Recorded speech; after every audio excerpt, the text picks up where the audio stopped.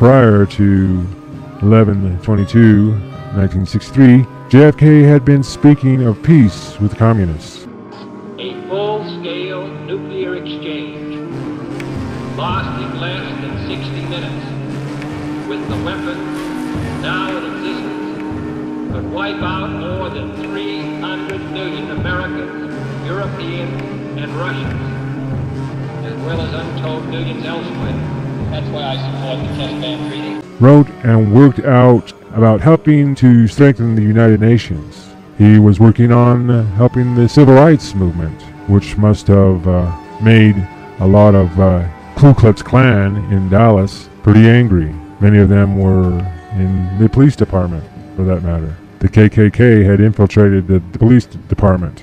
Kennedy must have appeared to be soft on communism because of how that he was willing to disarm America with a draft of a document that said that the world and USA would be disarmed so he couldn't challenge the progressively strengthened United Nations Peace Force. In September of 1961, our State Department published the text of its proposal for disarmament as presented before the United Nations General Assembly. Entitled Freedom from War, the United States Program for General and Complete Disarmament. In the coming New World Order, America would be disarmed. Troops would be pulled back out of Nam. Kennedy openly talked about this. In 1961, through publications that JFK wrote and presented, it told his fellow New World Money Orderists and world government and fellow CFR members that he surrounded himself with and that he had put into his administration. It told them, these publications and these different talks they gave, that he was for a world government. When JFK went up into Canada, his talk was about hinting to the coming North American Union. Your country and mine are partners in North American affairs. Can we not now become partners in inter-American affairs? By working closer with Canada as partners in developing closer relationships with Canada and developing nations south of the U.S. border. Such publications and talks told New World Money Order planners that JFK was one of their fellow planners for world government. Robert Kennedy also spoke in favor of a New World Order too.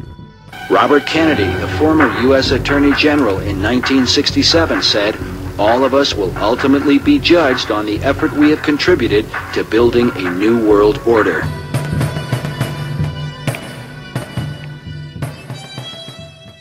Prior to 11/22/1963, in attempting to gain peaceful relationships with countries south of the U.S. border, JFK had not gone along with the Bay of Pigs, withdrew air support, which then angered a lot of people in governments that looked upon JFK as being soft on communism. The closest surveillance of the Soviet military buildup on the island of Cuba.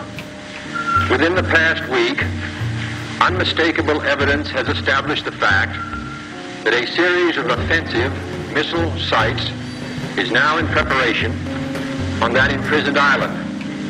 The purpose of these bases can be none other than to provide a nuclear strike capability against the Western Hemisphere.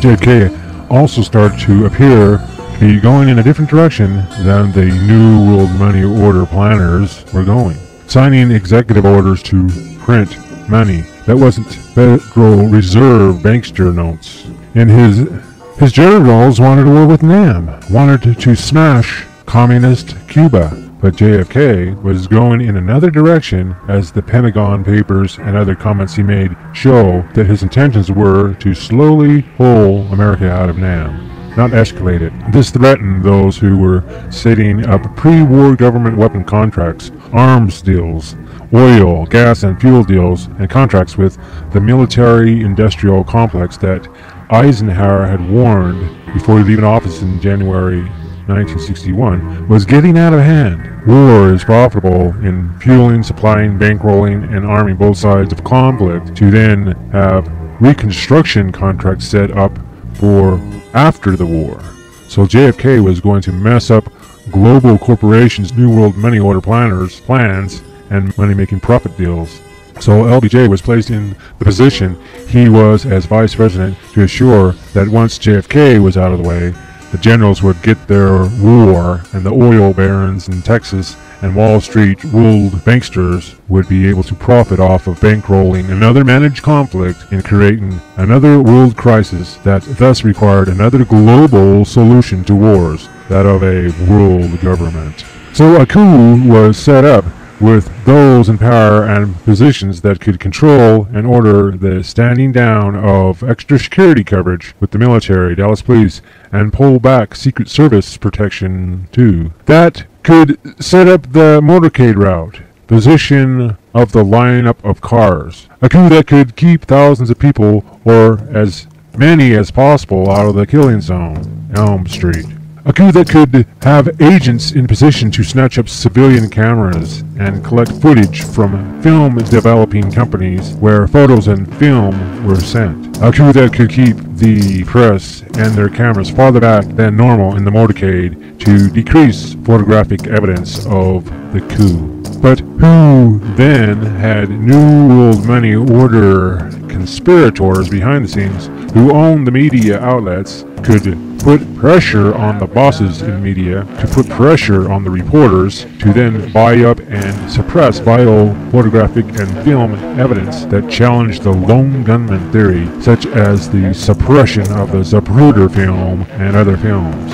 A coup who also had power to put pressure on the investigative outlets to suppress and collect evidence that pointed to a coup, while manipulating and pressuring witnesses to go along with the 3 shots only, one crazed man, one lone gunman, shooting from behind in no other directions theory or case, who also then had the power to get the military and hospital staff to be under a Navy gag order, not to talk about JFK's head wounds, that was evidence of a exit wound in the back of his head, to then have the power to take away JFK's body and mess up the autopsy so that it could be used in a court, because the autopsy wasn't a pure, unadulterated test according to Texas law. The body taken by the government despite the protest of Dallas police and the near fight in the hallway while they were taking JFK's body. In taking it, and of the taking of the evidence,